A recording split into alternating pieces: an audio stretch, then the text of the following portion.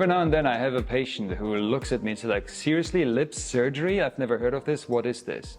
And why are lips so important in general? Well, first of all, lips are very important. And if you look into my kind of industry, lip filler is a heavy hitter in the non-surgical field of aesthetics. Now, why are lips so important? That's a pivotal question to ask yourself. And I'll tell you why. Because the lips are a focal point whenever you communicate with somebody, whenever you're emotionally engaged in the conversation. And I give you an example. If you go on a date and the opposite of yours is looking at your lips, every now and then, just a few milliseconds, the date is going really well because they like you. And whenever we connect emotionally with our opposite, we start looking at their lips.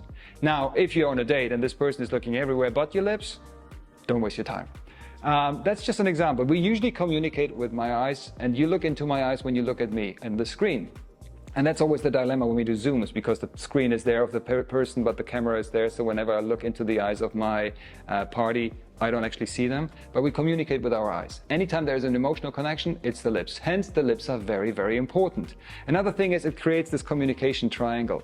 And whenever you think of a more radical solution or a more lasting solution that goes beyond the measures of dermal filler injection, we're talking about surgery. The lips could be too long. If you inject long lips, they just get heavier. So you have to actually change the proportions of the anatomy, the skin, the muscles in some cases, the red lip portion, and this is where surgery comes in. Just recently, we did a reel and we just counted for fun how many different procedures can I perform or have I performed on the lips? Well, guess what? We didn't do 5.